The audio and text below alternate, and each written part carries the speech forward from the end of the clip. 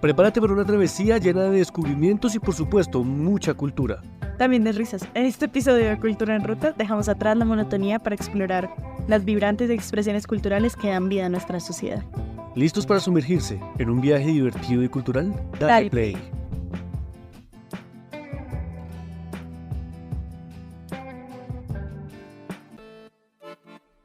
Inicio. Muy buenas tardes, noches, desde donde sea que nos encuentren.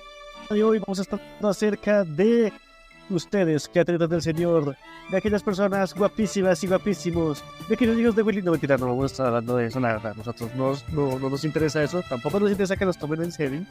Sin embargo, Y parce, muy parte sí, porque si no ya le iba a ir a comprar una libra de queso. sin embargo, el día de hoy nuestro objetivo es disfrutar del espacio, ¿cierto? De este espacio en el que podemos conversar entre nosotros y preguntarnos cosas como la pregunta del día de hoy. El día de hoy estamos junto con Andrés y Alfonso y vamos a estar resolviendo una pregunta. La pregunta es la siguiente: muchachos, si este año sale el juego perfecto, ¿cómo debería de ser? ¿Qué cosas debería ofrecer para que el juego sea ese juego que hemos estado soñando, esperando por muchos años? Aquella cosa parecida a Elden Ring, pero como Elden Ring salió el año pasado, pues ya F. Entonces, ¿ustedes qué se esperan para el futuro? Zelda Breath of the Wild, parce. Zelda Breath of the Wild. Pues bueno, ya que mencionan el Elden Ring, supongo que ustedes no supieron del berrinche que formaron en la comunidad inglesa de videojuegos cuando lanzaron Elden Ring. Ahí hubo de todo. ¿Por qué fue el berrinche? Continúe. Porque no había modo fácil. Bueno, primero que nada, había una vez un sujeto de un canal de YouTube que me niego a mencionar para no darle publicidad gratuita, menos ahora porque el sujeto fue arrestado por violencia doméstica. Pero sí, básicamente lo que dijo Andrés. El sujeto básicamente se estaba quejando de que no, ¿cómo es posible que no haya un modo de juego para casuales? Que esté hecho solamente para gente que le gusta estarle metiendo tiempo a este juego. O sea, le aseguro que nadie que le guste este juego es una persona decente en su vida real.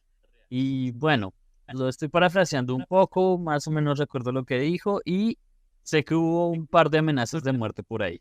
O bueno, tal vez el sujeto diciendo, ¿sabe qué? Al final del día, si a usted le gusta este videojuego, es mejor que se suicide. Y pues, A la verga, no. se imaginará. Eso es puro odio y frustración, marica. Eso es el hecho de que las manos no le dan para jugar algo. Ah, pues sí, Es que está bien. O sea, está bien, los juegos no son para todos, marica. O sea, es importante que acaba de decir el tipo. Y es que cuando tú vienes a dar tu opinión, tienes que también tener en cuenta de que te estás hablando cosas de gustos. Y uno tiene que respetar los gustos de los demás. Yo, por ejemplo, conozco a un amigo que le gusta mucho comer papas con esas papas que vienen ya con sabor a tomate incrustadas, que están como mal hechas. A mí no me gustan. Pero tampoco le voy a decir a alguien que se come esas papas que por favor se suicide porque no me gusta lo mismo que a mí. O sea, eso es una completa aberración. O sea, eso sí ya es un discurso de odio impresionante. Eso sí ya es pasarse de lanza. Imagínate. Pues lo que digo, o sea, hay juegos que no son para todo el mundo y pues usted sabe que los juegos son De nicho. muy de nicho. Sí, o sea, son muy de nicho. O sea, si usted quiere entrar a jugar cosas de nicho sin respetar ese nicho, pues, ¿para qué entró en primer lugar, sí? Pues Correcto. sí, pero también es cierto que el sujeto estaba como súper empoderado de su opinión y decía que, ¿cómo decirlo? Dijo en su momento, y cito, para mí, un juego que no sea para todo el mundo es un juego que simplemente no debería hacerse. Y obviamente le cayeron como buitres a darle precisamente porque esa es una forma muy estúpida de decirlo.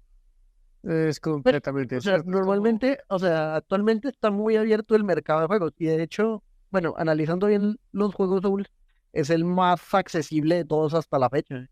Oiga, sí, ¿cuál es, por ejemplo, otro juego de nicho? Pues, Ah, de hecho, son, por ejemplo, los juegos de terror. A mí no me gustan los juegos de sí, terror porque sufro. O sea, cuando Alfonso me ya hizo jugar CR, weón, los Resident son de nicho, ¿eh? Resident son de nicho, ¿Cómo incluso van a ser de nicho los Resident si más reciente? Bueno, ya no tanto recientemente, pero sí hubo un momento en el que era no mucho más que El- Call of Duty con zombies. sí, pero por ejemplo, hay gente que pues como el tipo de la que estábamos comentando, seguramente él jugará los juegos de Nintendo, de estos de, de, de Goals y de, no sé, esos juegos que No, no, son no, para no, no. todos, para Marica, toda la parce. familia. Parce, con todo el respeto del mundo, estoy seguro que el que lo hizo se la pasaba jugando PlayStation. Ya, punto. O sea, Una verdad, realmente lo que quería era un juego, era un película, Porque güey. lo de Quería era un al final película. del día, el Den Ring también salió para PlayStation. O sea, ¿qué tiene que ver una No, cosa sí, con otra? espera, porque precisamente. termina de completar mi idea, Bueno, espérate para tantico, un momentico. Yo no estoy criticando a Nintendo ni ninguna compañía en sí, solamente que una de las tácticas que usa precisamente Nintendo es que nuestros juegos son para todos, ¿no? Y nos ofrecen juegos que en teoría son para todos, ¿sí? Pero el marketing es un viejito jugando con esta raqueta virtual y es como, yo no me veo como el viejito jugando la raqueta virtual, no, o sea, eso no es para mí. Y cuando aparece esa idea de eso no es para mí, pues uno busca otras opciones. Opciones como las de Elden Ring, opciones como las de em, juegos de nicho. Incluso yo creo que Pokémon es un juego de nicho, güey. sí, Pokémon tiene su público. Y de hecho, la mayoría de los que lo critican como tal son gente externa. O sea, el jugador de Pokémon que está atraído hacia él, a veces ni le importa el mismo gráfico, sino que pueda tranquilamente entrar al competitivo y darse con otras personas. Ya, punto. Ajá. Sí. Pero y ahí está mi pregunta, o sea, claro que iba. Algo sobre los bugs, pero pues ya que. No, por ejemplo, ¿Qué? el jugador de Call of ¿Qué? Duty tradicional que le gusta estar allá jugando en Multiplayer, en su Xbox, ¿cierto? Eso es de nicho porque, pues, evidentemente no a todos nos gusta lo mismo. O hace poco, pues, estuvo muy de moda el Fortnite, que supuestamente lo estaban jugando todos los jugadores del mundo.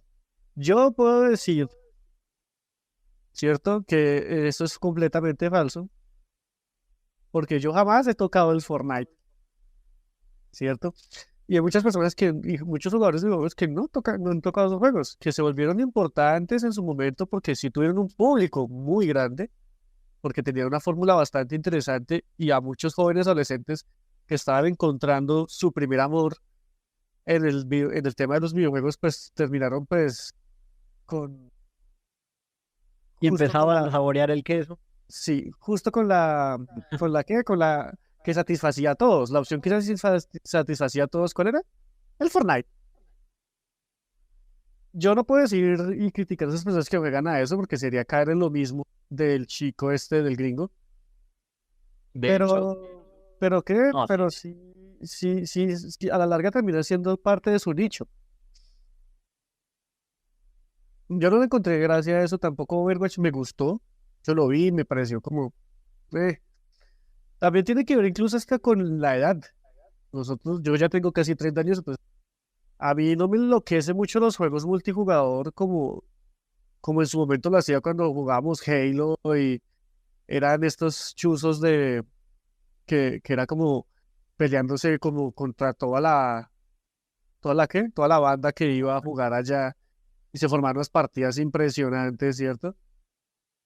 recuerdo la última vez que fuimos a jugar Call of Duty Black Ops 2 en un lugar público.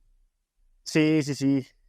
Incluso fue chistoso porque nosotros cuando empezamos, Halo 1, Halo 2, y después a los años recuerdo haber visto gente que jugaba ya Call of Duty eh, como, como nosotros en multijugador con otros jugadores así, que muchas personas se conocen así. De hecho, Alfonso y yo nos conocimos así, y jugando casualmente con Saludos.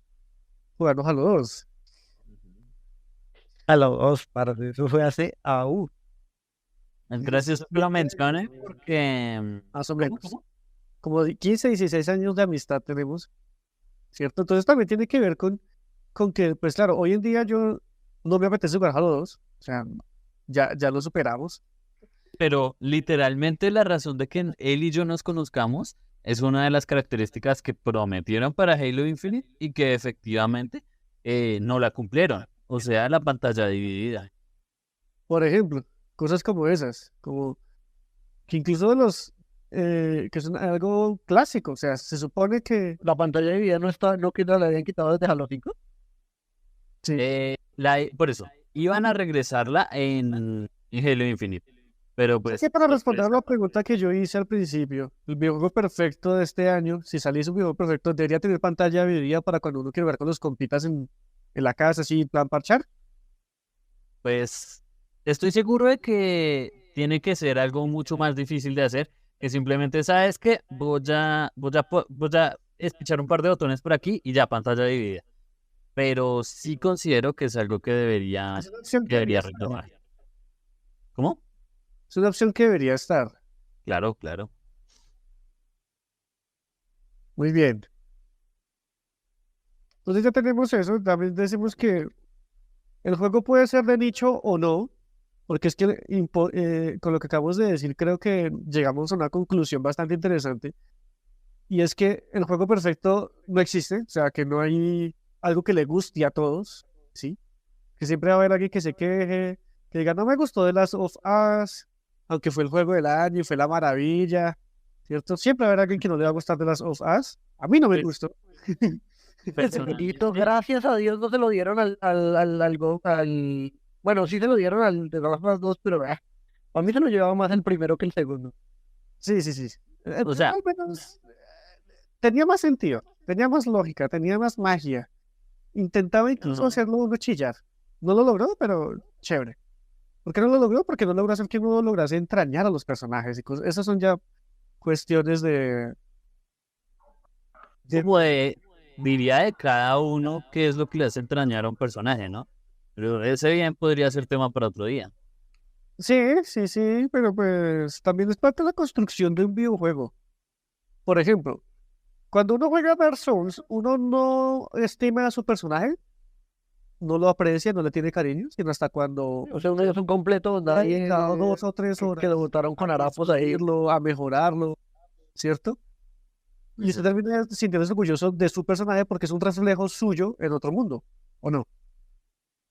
Más que, sí, como un reflejo de la mejora, de su mejora en ese mundo, básicamente. Ajá, de su crecimiento personal. Y a veces, La forma en la que supera obstáculos y y hacer que, eso es muy útil, hacer que el personaje se sienta propio, se sienta una versión tuya, ¿sí? O como pasó, por ejemplo, con Halo, que por ejemplo es algo que no ha logrado Call of Duty, porque en Call of Duty estamos con el personaje héroe de guerra de esta entrega. La diferencia de Halo es que ellos tienen a una insignia llamada el jefe maestro, que con el tiempo, por 20 años, se ha ido ganando el corazón de los jugadores, ¿cierto? Pues porque el man se cuadró con una vieja que se llamaba Cortana y la vuelta, pues la China, pues luego pues lo dejó, bueno, una cosa así más o menos, para no spoilearles la historia, ¿cierto? Muy más o menos. Marica, no sé, creo que me está contando este un juego distinto, ¿eh? Y sí, yo personalmente conozco un Halo completamente diferente. Pues el jefe maestro básicamente le pasa eso, ¿no? Uno lo va entrañando porque tiene sus aventuras, el tipo pues termina haciendo cosas que uno no se espera, Lo cierto es que le pasan muchas cosas. sí, o cosas como por ejemplo en Reach, cuando uno se pone a llorar después de la muerte de Jorge, que uno no se Entonces, espera que Jorge muera así, weón, me hace pensar en uno se que va canónicamente el jefe maestro le metió un puñetazo a un misil y lo desvió. Qué gonorrea. Sí, sí es. O por ejemplo lo que pasó con el equipo noble en Reach. Bueno, al principio, ¡oh! Se ven mamalones. Pero después el equipo noble va haciendo cosas nobles, ¿cierto? Y poco a poco vamos perdiendo uno por uno. Hasta que finalmente, cuando cierra el juego, termina con doble 6, peleando por todos estos partidos de millonarios, no entiendo. Con toda esta gente, con todo este tren de gente que era gavilleros que le cayeron como entre 5. A lo bien, por favor, señores baristas de millonarios, no me hagan nada. Yo solamente estaba haciendo una pequeña broma. No se lo tomen personal. No fue Digamos que, digamos que sí, que en este momento como que uno logra entender los personajes porque uno no cree que más que Noble 6, ¿ya? También termine sacrificándose como pasa con el equipo Noble, porque se supone que uno viene jugando a Masterchef, que Masterchef pues básicamente es el más áspero, ¿no? Porque el tipo no muere, es el héroe de guerra, el que hace cosas posibles Un como man capaz de botarse al difícil. espacio y aterrizar en un mundo Permítame una corrección chiquita ahí, Samuel. Master Chief, que suene la I, que si no es el programa que usted se mira de vez en cuando. No, no, no. Es que el man también sabe cocinar Todos alienígenas. los días muy juiciosamente, por eso hago el chiste de Masterchef. Ah, ok.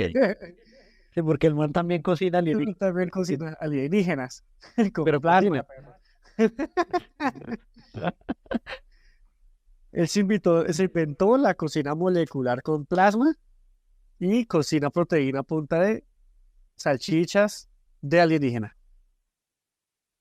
Eso sonó terriblemente mal.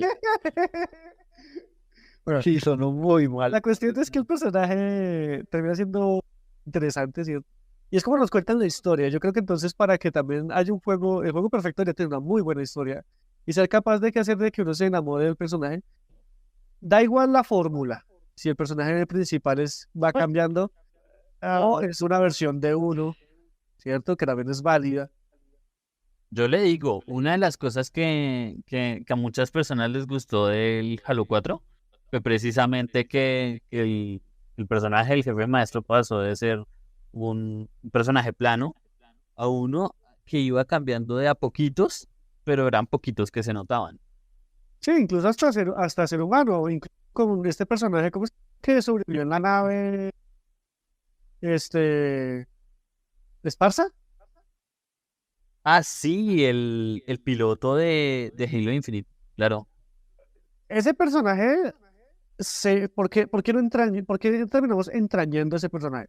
Vamos a mirarlo desde un Porque el punto de man era vista psicológico. 14, estaba como ponle. cobarde. ¿Vieron? ¿14? Qué pena, Camilo está. ¿Camilo está? No, Pero no sería está, un güey. ideal para uno entender, por ejemplo, desde el punto de vista psicológico, por qué uno entrañaría a un personaje como Esparza. ¿Usted qué opina, Andrés? Por el cambio de personalidad, o sea, empieza como cobarde y que recurre básicamente para revivir al ser más, más OP que él mismo conoce y admira para ayudarlo a salir de ese mierdero. ¿Cobarde por qué? Porque ¿por qué lo literalmente vemos como cobarde? revive al jefe maestro solo para que lo ayude a escapar, no más. O sea, cuando el jefe tranquilamente dice, no, pues ni mierda, yo me voy a volver aquí, me voy a quedar y quiero parar a los, ¿cómo era que llaman los caídos? Los desterrados. Los desterrados aquí en Halo. O sea, ese era el Z Halo, si no estoy mal. ¿Es correcto? Aquí en el Z Halo y pues a medida que va avanzando el man le sigue diciendo, vámonos de aquí, que tengo miedo, chingada vida, yo no me voy a meter en esa mierda.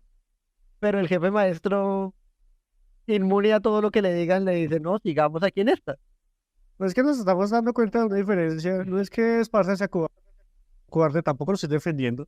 Pero yo creo que Esparza es bastante humano y eso es lo que hace que uno se... Sí, por eso, ahí viene el chiste, porque el man durante todo el juego se empieza a dar cuenta que efectivamente que él comete errores y demás, y también el mismo jefe maestro le dice que él, aunque sea quien es, él ha cometido sus errores y se avergüenza de ellos para toda la vida. O sea, se Ajá. sigue avergonzando de ellos. Y me parece interesante, por ejemplo, el hecho de que va superando sus miedos.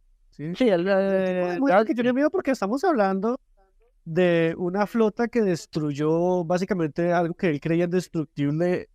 ¿En cuánto tiempo? 4 minutos. nada, por 4 minutos. En 4 minutos se chingaron a toda la UNSC. Yo estaría igual de traumado que Esparza. Pues técnicamente La nave no más grande de todas, ¿eh? la UNSC, sino que solamente la Infinity. Se aterrizó, o sea, se chingó la nave más grande de la humanidad. O sea, Sí, era la más fuerte de la humanidad. La UNSC pues, se supone que esto es donde estaban los Spartans más OP y esas cosas y no quedó También. nada. Entonces es normal el miedo del personaje. Pero ¿por qué no lo logra también eso? Porque también uno se identifica con él. sí, obvio. Porque el no tener miedo es algo inhumano. ¿Sí me voy a entender? Hasta, de hecho, me parece interesante que incluso el jefe maestro reconoce sus miedos, reconoce sus errores, Pues más reconoce que sus miedo, fallas, él reconoce como la culpa y el no haber podido contener a reconoce la Cortana y culpa. lo atormenta. O sea, durante todo el Eh, juego lo atormenta lo de Cortana. y eso suena interesante. El hecho de no haber podido salvar a su novia. Bueno, a su inteligencia artificial de la cual se había enamorado. Esa es una relación muy extraña, ¿sabe? ¿Por qué? Porque digamos que... un momentito que tengo que abrir la puerta. Bueno, vamos a hacer un pequeño corte de comerciales, ya que Andrés y Calfo fueron. No nos demoramos.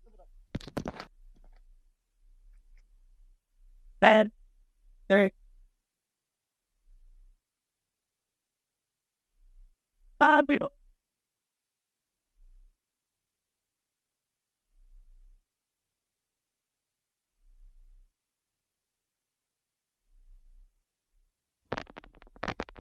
volví, qué pena. Ah, ¿Aló? ¿Aló? ¿Qué pasó, güey? Alfonso se fue. Ah, ¿qué le pasó? Llegó la mamá. Oh. Entonces yo pues lancé un pequeño corte de comerciales. Entonces ahí hacemos el corte porque como vamos a editar el audio, pues no pasa nada. Sí, sí, sí. Entonces, mientras que vuelve Alfonso, vamos a ir comentando.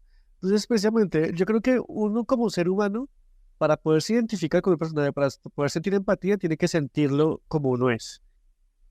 Cobarde a veces, pero también con la capacidad de reivindicarse, de aprender de sus errores, de sentir culpa, de tener miedo, pero poco a poco irse dando cuenta de que a veces ese miedo hay que enfrentarlo, ¿cierto? Porque si no vas a terminar luchando y sufriendo miedo constantemente, ¿cierto? Ah, Porque también, esa es otra de esa es otra de las cosas que yo, por ejemplo, ahí entrando en otro juego, que yo admiro de Yoko Taro en todos los juegos que él ha tratado, sobre todo en el Nier Automata. ¿Por qué? Porque ahí refleja lo que son las máquinas inicialmente frías, sin sentimientos, sin nada, seres perfectos para la guerra y para lo que estén hechos, ¿sí? El problema radica ahí en que cada uno de ellos empieza ya después de la ausencia de sus creadores y ya en una guerra que ya dura un montonazo de tiempo y ya ellos mismos empiezan a dar cuenta que no tiene sentido porque ya no pelean para nadie, porque ese alguien ya no existe. las guerras sin Empiezan, sentido, por ejemplo, interesante. O sea, pensé, por ejemplo, no, y ellos empiezan a adquirir y a cometer los mismos errores de la humanidad, ¿sí? ajá, A caer en fanatismos, a volverse racistas, algunos buscan, para evitar todo eso, buscar pacifismo, parce, máquinas pacifistas, que crean una aldea simplemente para existir y vivir en paz, porque no les queda más, o sea, o sea, ellos son máquinas, pueden vivir eternamente o hasta que se les acabe la energía y ellos mismos lo saben, pero pues buscan dar un significado, una razón de ser. Y ahí es donde empiezan a cometer los mismos errores de la humanidad. Nier Automata lo considero, más que un videojuego, también lo considero una obra de arte, ¿cierto?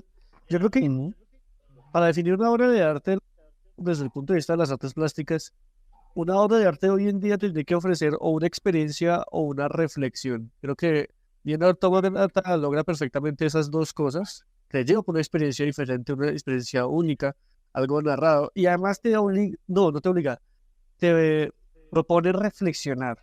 Eres tú quien decide reflexionar o no. Que decir que te obliga tampoco, ¿no? El arte tampoco te obliga a nada. Sí, Básicamente él propone. El arte muchas veces te coloca una opinión, te coloca una reflexión sobre la mesa.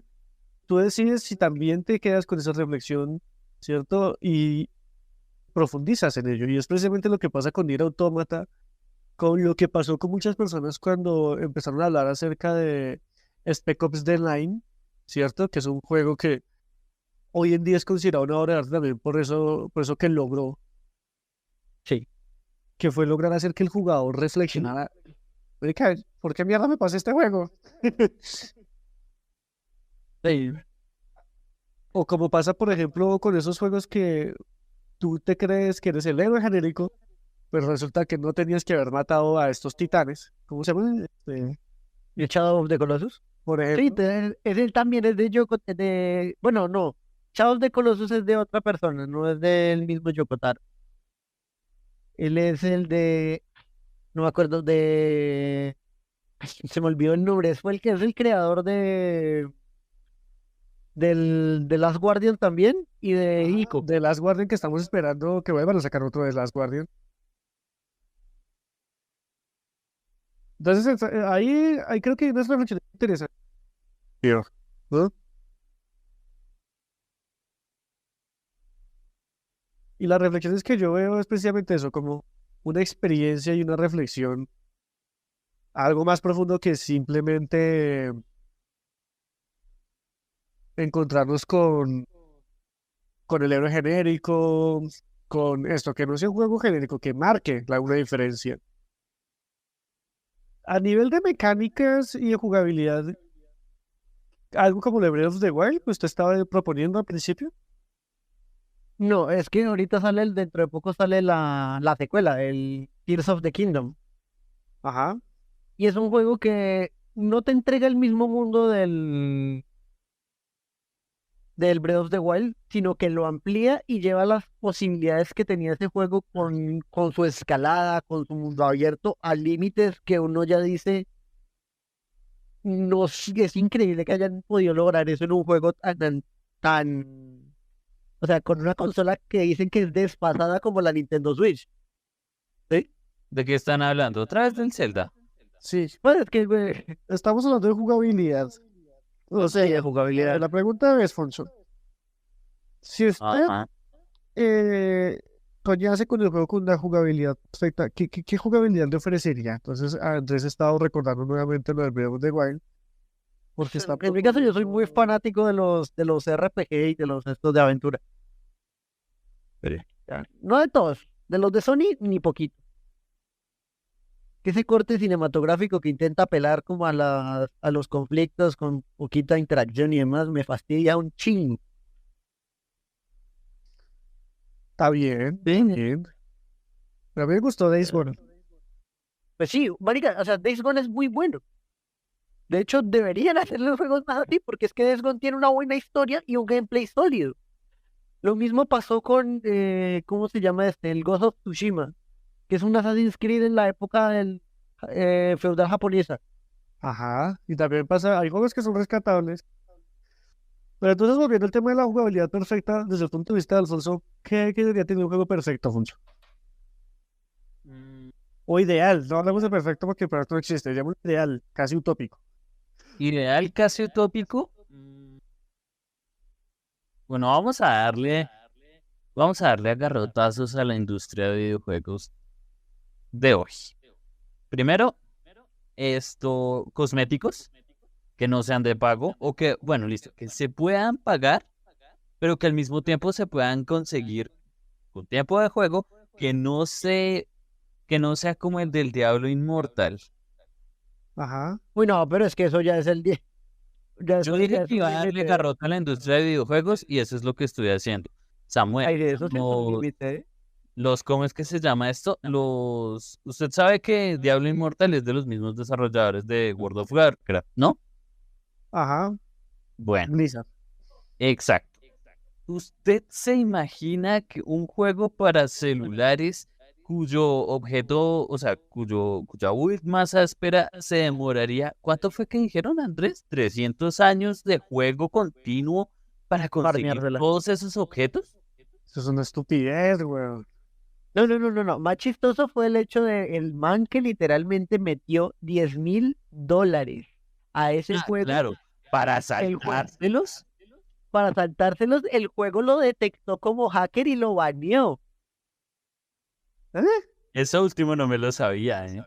El juego lo baneó, parce. ¿Por qué? Porque no lo dejaban entrar a partidas PvP porque estaba muy roto. No había nadie con quien. Sí, no hay nadie con quien jugar y el juego inmediatamente lo detectó porque él podía solearse mazmorras y algunas cosas de game que eran difíciles se las podía solear pues por haberle metido plata. Y el juego lo detectó como hacker y lo baneó.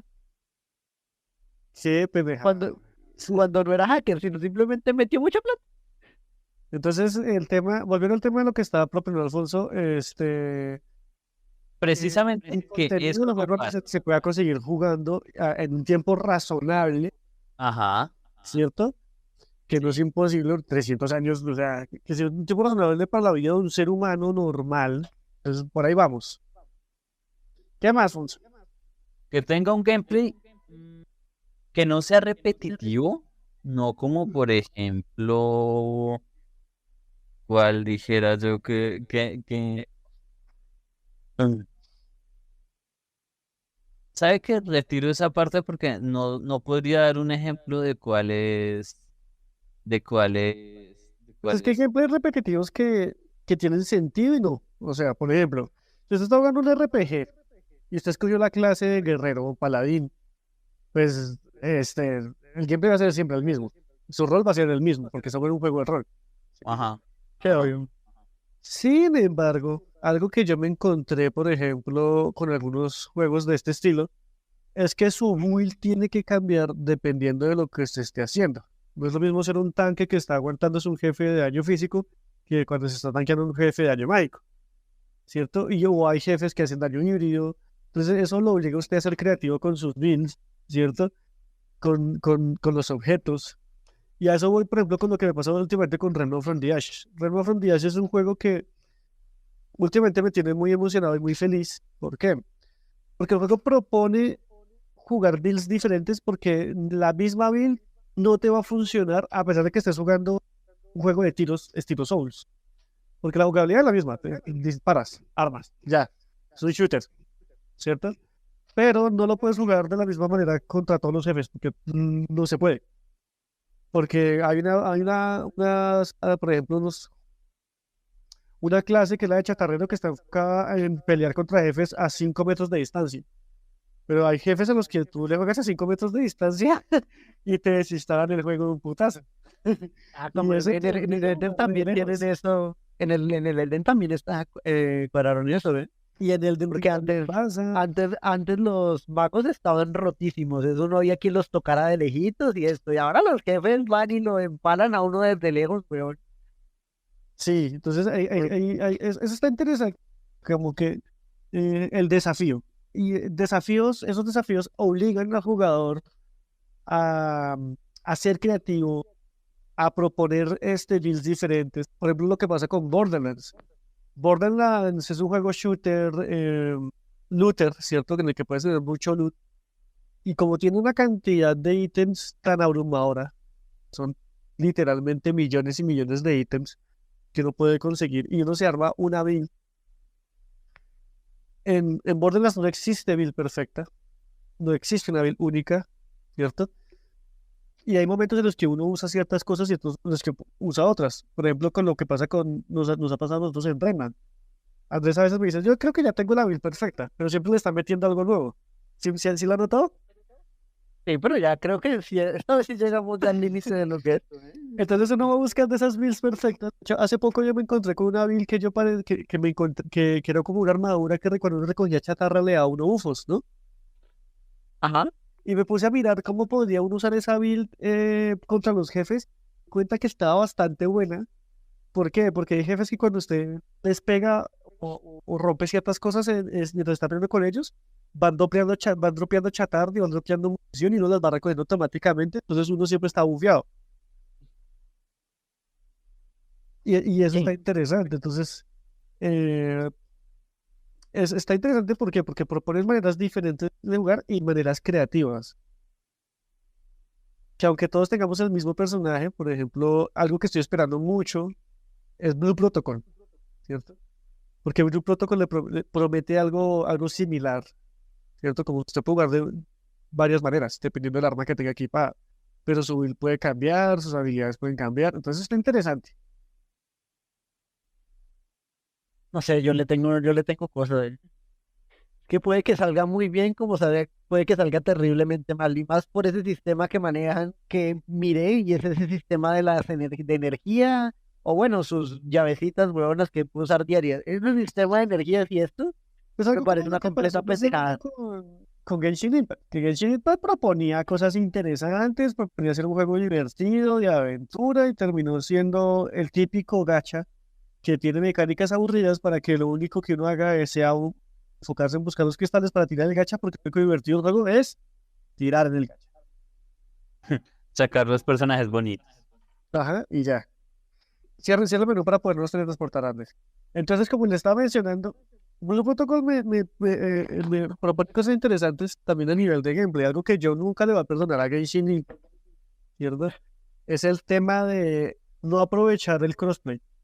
Es un juego que puede hacer que la comunidad se una y se desarrollen cosas interesantes con dungeons difíciles, pero para 4 jugadores.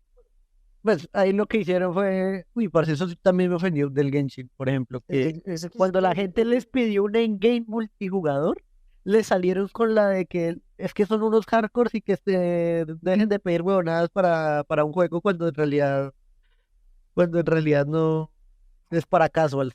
Algo así fue lo que dijo en el estudio, si no estoy mal. Espéreme, cuando pidieron un qué? Cuando pidieron endgame, o sea, contenido de Juegos que fin es de interesante son los desafíos. No te ofrecen Sí, que un le- desafío, que le- el juego no tiene sentido. Porque ahorita solo está el famoso abismo, pero ese abismo ya da risa. El abismo Y pues, era y al principio cuando uno tenía 3 personajes, pero hoy en día la gente que lleva jugando desde el día 1 se lo pasa con los ojos cerrados.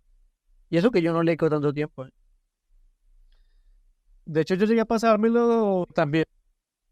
Finalmente dije, no, ya, no, esto no es lo que yo quiero jugar. Lo abandoné hace ya, ¿qué? ¿Un año? No, 2 años. Hace 2 No, años. yo le tengo cariñito a los personajes. El gameplay, el gameplay es bueno, pero lo del sistema de restina lo odio con el alma. Sí, o sea, es que a nivel personal hay cosas que no me puedo. A Genshin Impact, o sea. Entonces, eso. Eso sí es algo que también hay que aprender como de las compañías que han cometido errores, ¿cierto? Por ejemplo, lo que pasó con Cyberpunk, con lo que pasó con este juego que prometía ser el explorador espacial increíble, que Andrés estaba muy emocionado cuando me contó acerca de ese juego en el que planetas procedurales, y no, me lo voy a comprar. Ay, marica, es que Ya le han dado bastante palo a esos dos juegos, ¿eh? Yo personalmente no me cansaría de hacerlo. Y esos juegos nos enseñan, o sea, esos errores son terribles, horribles, pero también nos enseñan cosas interesantes. ¿Y otra? A lo que yo quiero apuntar no es volverles a dar y a repetir la misma retajila de siempre, sino recordar y pensar, hey, ¿qué pasó aquí? ¿Por qué pasó esto? ¿Cierto? ¿Cuáles son los errores y no repetirlos? Y si uno somos humanos, obvio, y seguramente cometeremos errores en algún momento, que espero que no sea mi caso.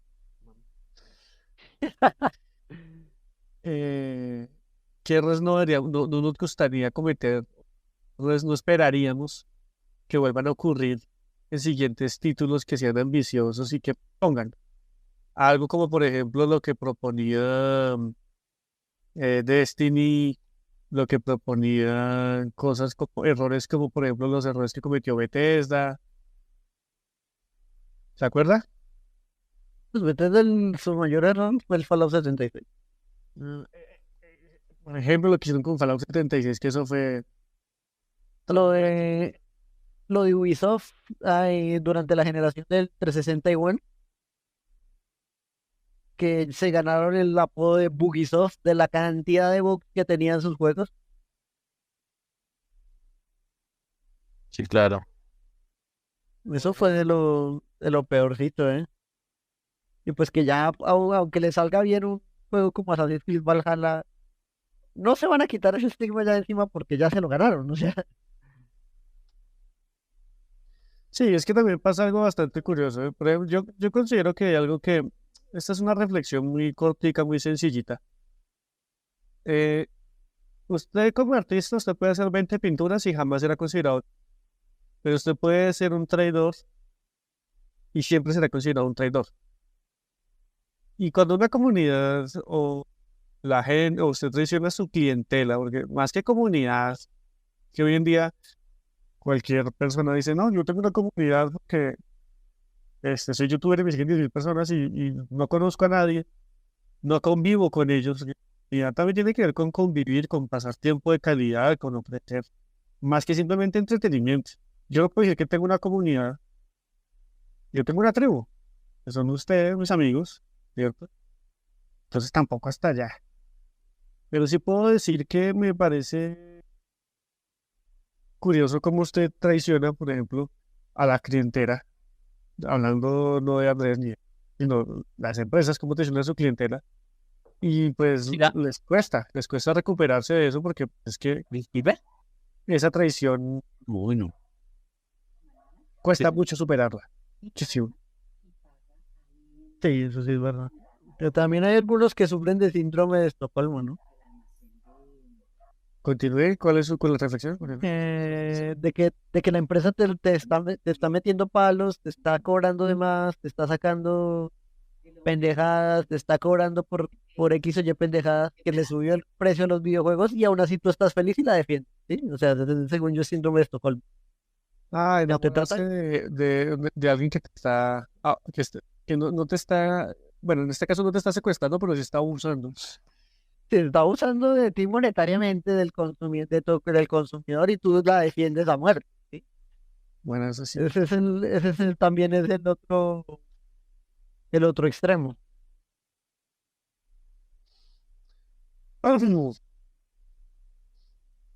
Sí, digamos que en el tema, entonces, volviendo al tema de la construcción que hemos dicho, eh, del videojuego perfecto, bueno, primero pensábamos en, bueno, que se pueda jugar el videojuego, que no se necesite estarle pagando constantemente el videojuego para poderlo jugar, ¿cierto? Ujú. Tampoco es que estemos pidiendo que nos regalen las cosas, pero hay cosas que uno desea, busca, pretende, ¿qué más se podría decir? Em, Anhela, y que no todo se puede gratis, eso está bien, es lógico. Ujú. Pero entonces hay cosas como, bueno, tampoco cobres por todo, o sea, hasta por estético, hasta por los estéticos, hasta por estas cosas, si acaso los estéticos, que vengan incluidos en el precio original del juego o cosas así, ¿cierto? O incluso creo que League of Legends hace una fórmula bastante interesante y es que ellos van sacando las skins, los de Sí, o sea, no te modificas nada del gameplay, bueno, solo el de partículas y cositas ya, pero el gameplay es el mismo, tu daño es el mismo, tu habilidad es la misma. Ujú. Pero entonces sí, o sea, el pay to win, no. Que no llegue a los extremos de, ¿cómo Operación se 7. llamaba? Pues, Operación 7, ¿se acuerda la polémica que hubo con el Battlefront del Star Wars? Sí. Claro que es que también estamos hablando de un juego de Electronic Arts. ¿Eh? Un juego de Electronic Arts Que que vienen son haciendo los... videojuegos desde hace EO, cada vez van pensando en cómo sacarle más plata a los juegos, y en este caso se pasaron de verga, güey. Pues se pasaron mal. Sí, por eso Disney los amenazó, creo, con quitarles lo de el permiso que les había dado para hacer juegos de la franquicia Star Wars.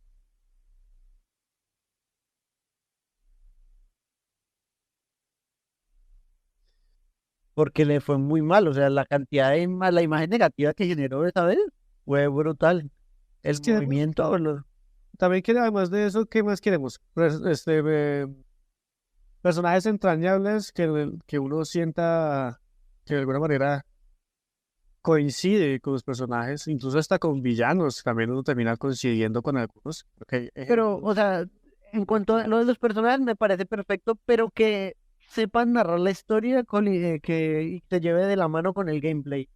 No llegue a cosas y límites tan absurdos como el de Death Stranding, que lo instalé, jugué 10 minutos de las 3 horas de cinemáticas que me tragué al inicio.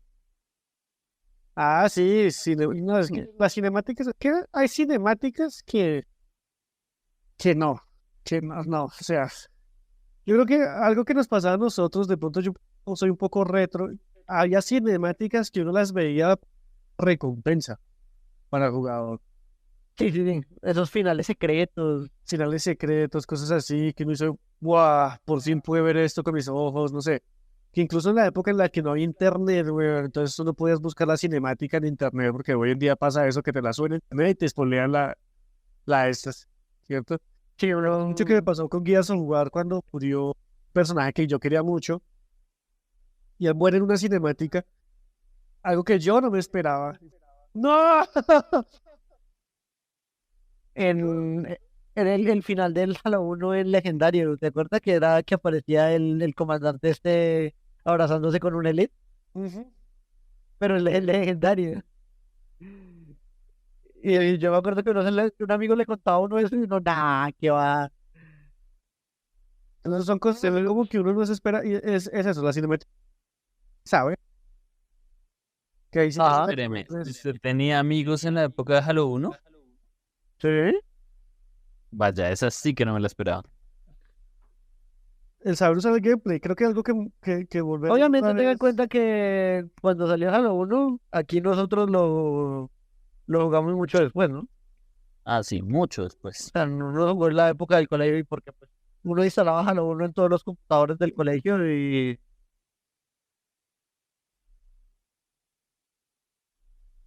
Yo jugaba y se armó multiplayer era en, ¿qué? En consola. consola en la Xbox negra, Ujú. la que... ¿En serio? En la que uno pagaba y había como 15 putas dándose la madre con uno. Eso era. Ah, eso no o sea, lo de pagar esto sí, pero por Rich, por jugar Rich. No, eso no, Alfonso y yo jugamos. Yeah, bueno, También jugó Halo en, 1 también así conmigo, ¿no? no, Halo 1 no, pero en nuestras épocas principalmente Era era Halo 2, ¿no? Halo 2 y GTA San Andreas. Sí, hubo un momento en el que Halo 1 se volvió a poner de moda en las consolas negras. Eh, ¿se acuerda que un lugar donde jugábamos Xbox que era como detrás del parque de Faena? Sí. Allá, sino que bueno, ese parque, ese hecho lo cerraron, pararon las consolas y eso. Pero bueno, eso es otro cuento, no tiene nada que ver. Sin embargo, como que ya también se puso de moda bastante el Halo 1, pero a nivel de multijugador, que tenía que, como que ya no sabemos mamá jugar siempre Halo 2, y puso otra vez de moda jugar Halo 1 multijugador porque ofrecía otras cosas que no ofrecía el Halo 2.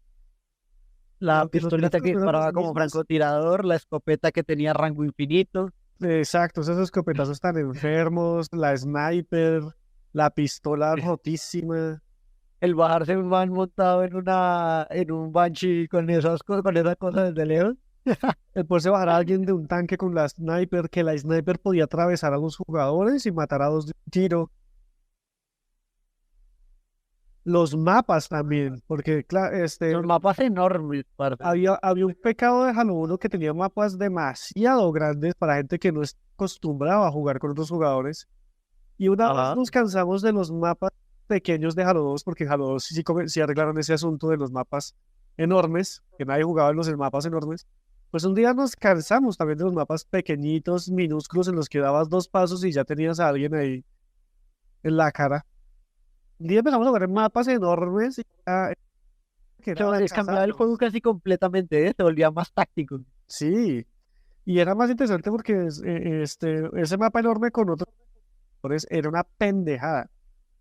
De hecho, llegó el momento, no me acuerdo cómo era que lo habían hecho, pero ahora que uno incluso hasta podía ya jugar Halo 2 online como si estuviera en Xbox Live, pero sin estar en Xbox Live porque obviamente todo es una pirata, obviamente.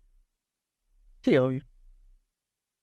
Pues aquí en Colombia Sin esto se embargo, normalizó mucho de alguna manera, la gente esta que administraba esos chus logró incluso hacer que uno pudiera jugar online porque, ajá, eso era divertísimo porque uno se metía a esos mapas con 24 jugadores, era una cosa ridícula. Yo no me acuerdo si era completamente online o si era en interconexión. Al No, principio, era al principio interconexión. jugamos en interconexión local. Sí. Pero llegó un punto en el que usted ya podía jugar con gringos y con japoneses. Yo no me acuerdo. Y eso era interesantísimo. Y desde la consola, ahí en el que usted pagaba, usted se podía jugar multijugador, era re chistoso. Era feo a veces porque el internet pues era un internet no muy bueno, entonces, claro, el gringo, el japonés que tenía mejor banda ancha que uno, pues obviamente a veces lo cogió, reventaba. Pero las horas y horas de vicio que nosotros le metimos a ese juego también hacía que no fuera competitivo porque uno sabía todos los trucos.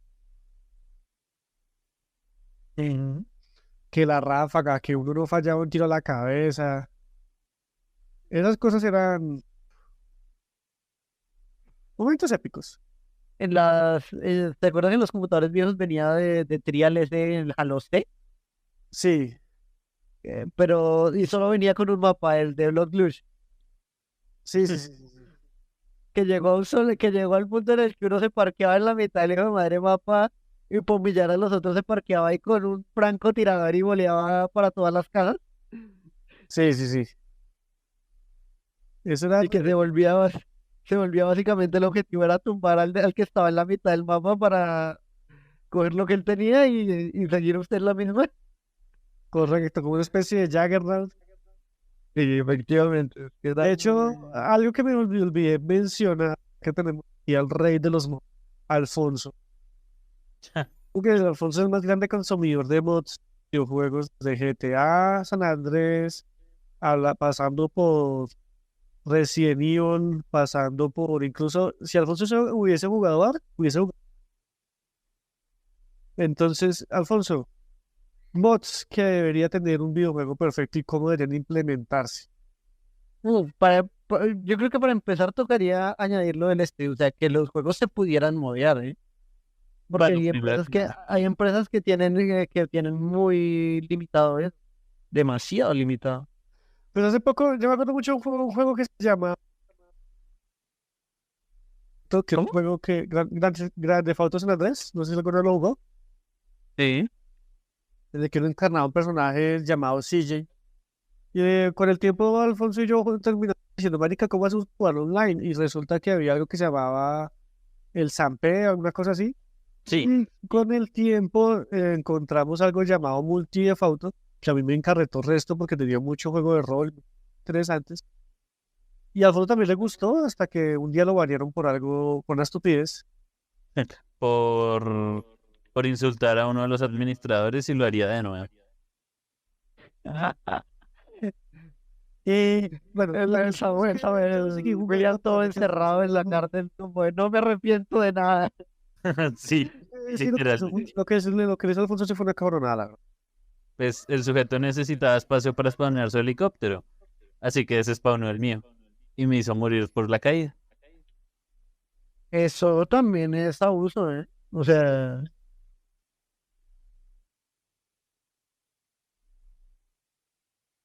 Entonces, en ese juego, a pesar de que los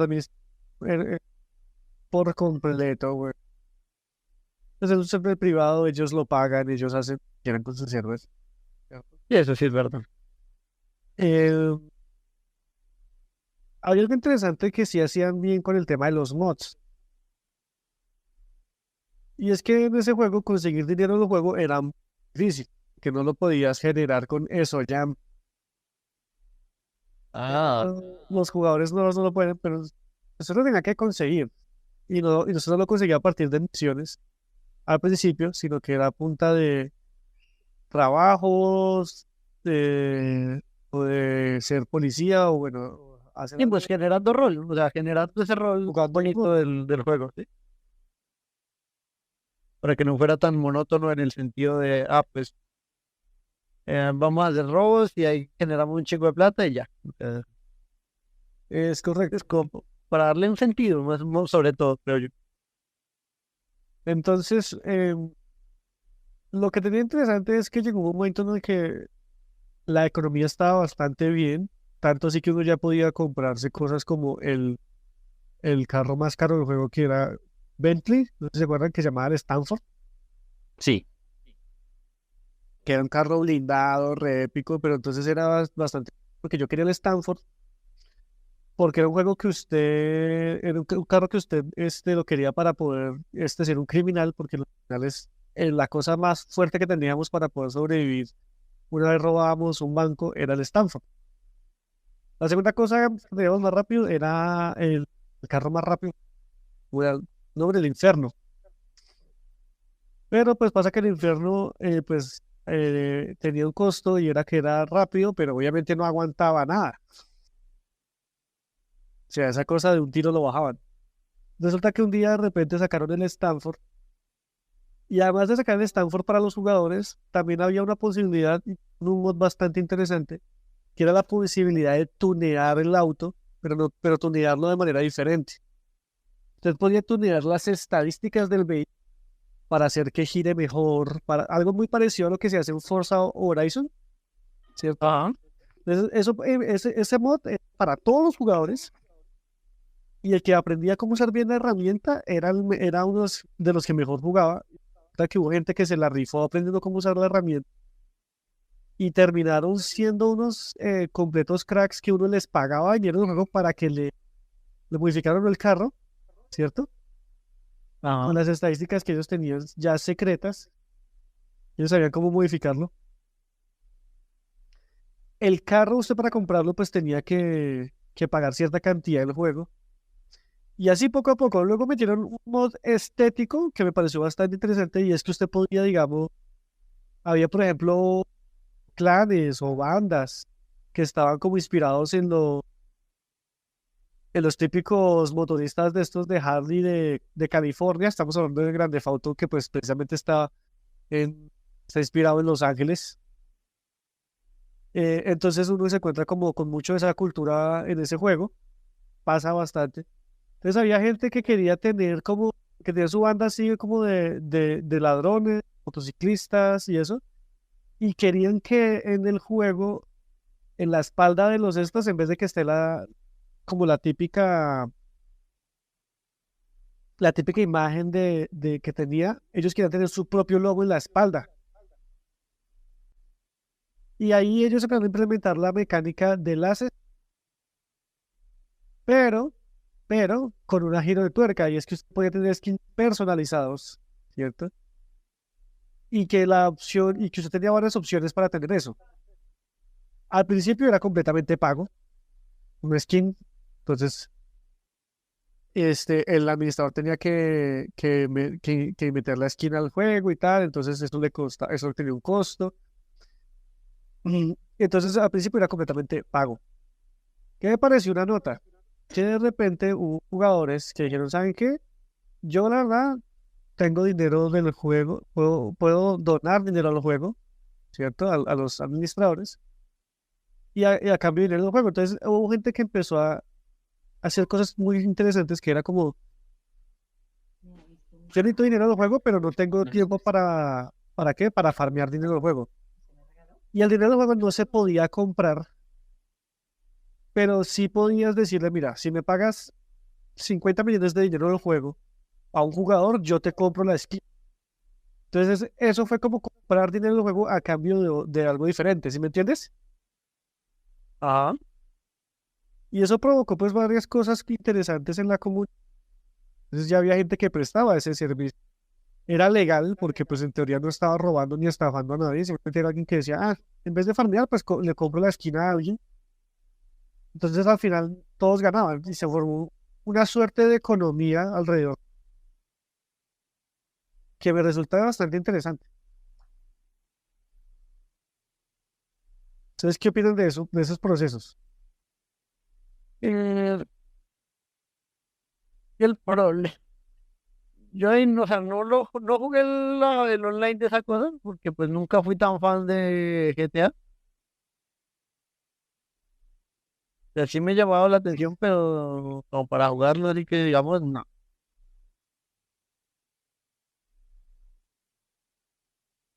Pero, o sea, el sistema de monetización me parece perfecto, pero lo de ya pedirte dinero por cosas y esto y demás.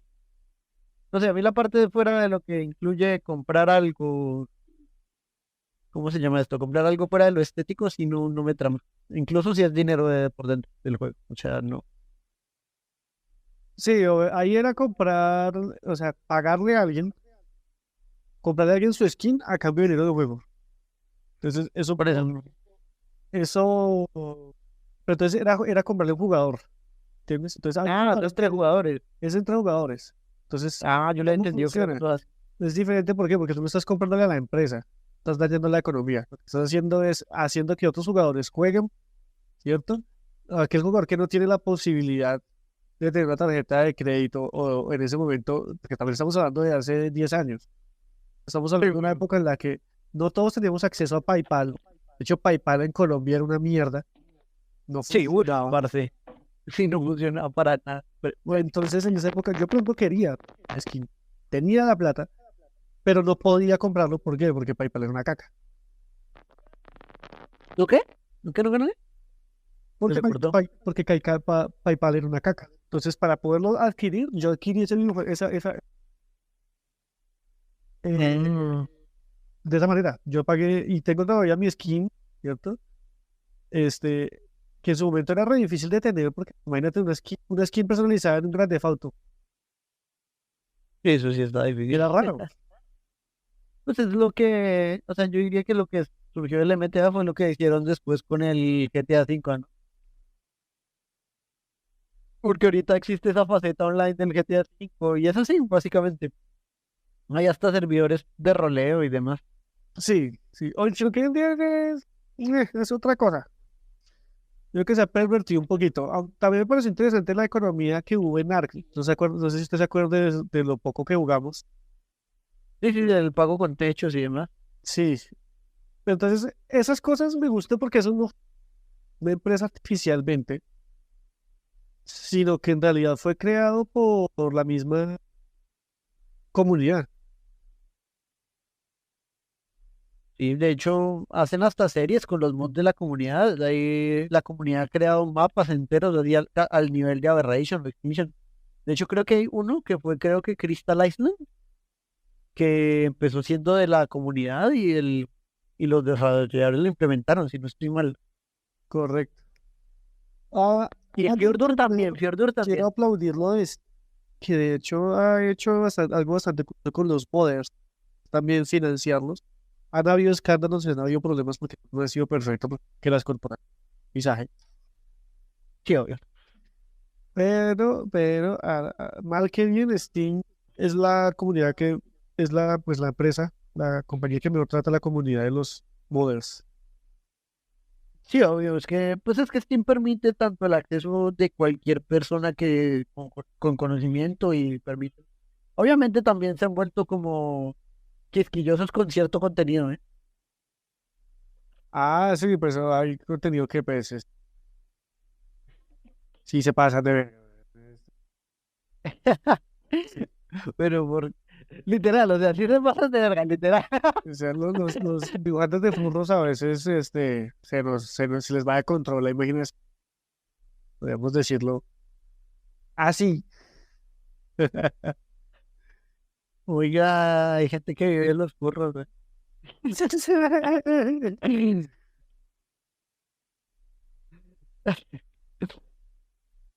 Pero también es como,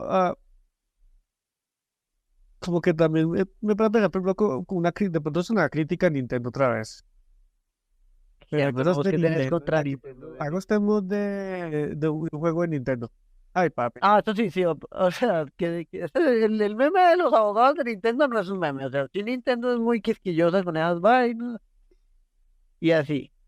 Pero el problema y el que yo veo y es cuando hacen o sea, hace poco apareció un youtuber que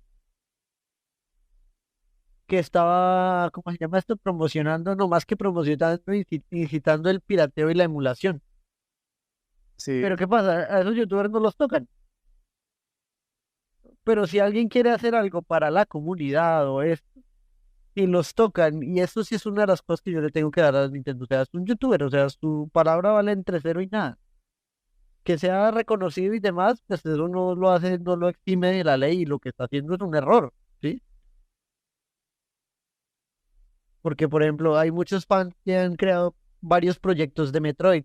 Vi uno de un remake que estaban haciendo del Metroid 1 y era gente muy buena, aparte, modelados de Samus buenísimos, recreaciones de los mapas en 3D, se miraba hermoso. Pero pues fue cancelado obviamente porque Nintendo metió manito. Por ejemplo, Pero, o sea, ese tipo de cosas no. De hecho, creo que el Metroid Dread surgió así. El Metroid Dread que al final salió, pues, fue de los que salió hace unos pocos años para Switch. Juegazo, ¿eh? O sea, es bueno. Y nació por un proyecto de un fan. Solo que pues el man esta vez sí no dijo, pues voy a iniciarlo solo, sino que se lo propuso a Nintendo, Nintendo lo llevó a X de lugares y terminó pues desarrollado, obviamente como pues, fueron que como 8 años, 10 años después de la primera vez que el man propuso ese, ese juego de Metroid. Y al final lo unieron a la saga de Metroid, ¿sí? En esos casos se ha hecho bien, en otros casos, en ese sentido me gusta que alienten a la comunidad a crear, sí, porque pues o sea, una historia no solo se lo puede bonito contar de del una juego es forma. que usted puede usar su creatividad y hacer cosas que no puede hacer en la vida real y eso está muy O bonito, sea, me parece. no me parece eso coartar mucho la libertad de las personas. De hecho, Bethesda también intentó hacer eso e intentó incluso monetizar los bots, ¿eh? Disculpa, Bueno, me perdí un rato de la charla. ¿De qué me he perdido? bueno, pues Seguimos en hablando bots. de mods, Fonso, usted que es el que sabe de mods. De hecho, Bethesda intentó monetizar los bots con el Skyrim. Solo que obviamente le salió mal y pues después de que la compró Microsoft eso ya murió. Pues, Pero sí, o ellos sea, intentaron montar una plataforma de pago para mods. yo entiendo que hayan querido hacer eso porque Skyrim es por mucho, creo que el juego más modificado que han hecho jamás. Seguido muy de cerca por GTA San Andreas, pero pues, ya tú sabes. En general, esta cuestión de los mods a veces sí se sale de las manos, ¿no? Me lo digan a mí con los mods de Genshin Impact. Pero bueno, William, lo que usted hace con ese juego ya es ilegal. no es ilegal, son solamente dibujos. Yo qué, señora gente. Claro que sí. El caso, pues, ¿qué les dijera, jóvenes? Los mejores mods, en mi opinión, son los que agregan a la jugabilidad. Por ejemplo, creo que para ninguno de ustedes es un secreto que digamos, un juego que a mí me gustaba muchísimo era el Unreal Tournament, del 99, el 2004, el 3, etcétera. Por un tiempo fue una de mis franquicias favoritas. Pero lo que me gustaba realmente era el 2004 con un mod de armas balísticas que cambiaba cómo se jugaba el juego y, más importante, agregaba modos de juego, agregaba mapas, agregaba vehículos y pues se imaginarán que eso daba horas y horas de jugabilidad, que es a la larga lo que la gente realmente quiere, ¿no? Sin mencionar que muchísimas armas nuevas permitían estilos de juego muy variados. Eso sí es verdad. En este sentido, sí. O sea, los mods son muy necesarios para la vida útil de un juego. Sobre todo para los cooperativos online, ¿sí? Pues O sea, me digamos, parece a mí. digamos que los mods lo que hacen es extender la vida de juego, o sea, la vida útil de un videojuego. Sí, obvio. Que hay veces donde nos quedamos como con ganas de más de la historia y nos toca volver a jugarla o esperar un marica DLC. Que a la larga también los DLC son simples extensiones del juego. Hay es que no sé, hay gente que no los implementó bien y es triste, hay DLCs que la verdad, francamente, eran tristes.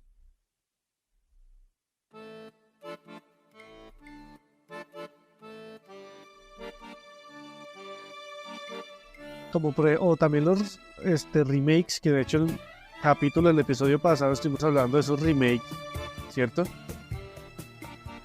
Que era deprimente jugar esos remakes. ¿Por qué? Porque pues en realidad no eran como Yo digo que que joyas antiguas que también en ese sentido merecen remake, pero no veo tan necesarios algunos remakes, porque te terminan vendiendo el refrito del refrito. El refrito del refrito, lo que le hicieron a GTA San Andrés con esta de GTA Anniversary Edition. Lo de GTA Trilogy, claro. Por ejemplo, lo que pasó hace poquito con ARK, que esta empresa japonesa violó. China, papá. Son chinos, diga, son chinos, papá. De verdad, sí. Cuestiones de política china. No del país, sino de sus políticas corporativas. Hicieron que pues, su juego saliera destruido. Mataron el juego, mataron a una comunidad de 40.000, 50.000 personas que jugaban activamente ARK 1. Y que estoy seguro de que más de la mitad dejará de jugar por completo ARK, ¿cierto? O no lo jugará de forma oficial como pasaba. Muchos de los jugadores, hoy en día los que, por ejemplo, con los que yo jugué en oficial, hoy en día están jugando sus propios servidores y cosas así,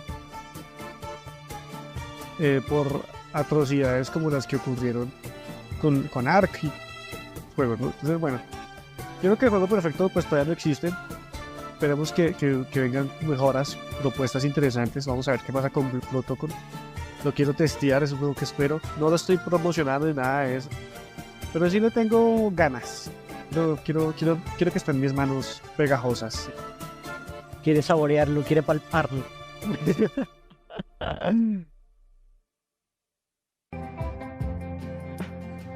Hemos llegado al final de otro emocionante episodio de Cultura en Ruta. Esperamos que hayas disfrutado tanto como nosotros explorando las fascinantes capas de la cultura que nos rodea. Recuerda que la cultura tiene su propio ritmo y aquí en nuestro podcast siempre estamos sintonizados con esa vibrante melodía. Si te perdiste de algún episodio, no te preocupes. Puedes revisar nuestra lista y sumergirte en todas nuestras historias, risas y descubrimientos que compartimos. La cultura es un viaje continuo y estamos emocionados de tenerte a bordo. ¿Quieres más aventuras culturales? Sigue conectado con nuestras redes sociales y comparte tus propias experiencias culturales con nuestro Instagram cultura.en.ruta. Hasta la próxima. Exploradores culturales.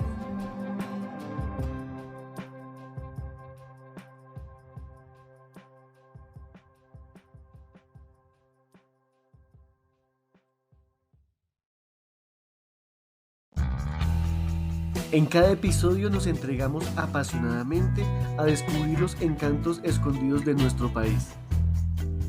Desde las veredas más apartadas hasta los pueblos más pintorescos. Tú ya formas parte de nuestra comunidad con solo sintonizarnos. Pero con tu apoyo en Patreon podemos profundizar en este vínculo y hacer que nuestra aventura sea aún más emocionante. Cada aporte es como una declaración de amor, impulsándonos a seguir creando episodios llenos de emoción, arte, historia y cultura. Tu generosidad nos permite continuar nuestro viaje, cubriendo los gastos de equipo técnico y logística necesarios para capturar la esencia de cada momento memorable. Gracias por ser nuestro cómplice en esta aventura.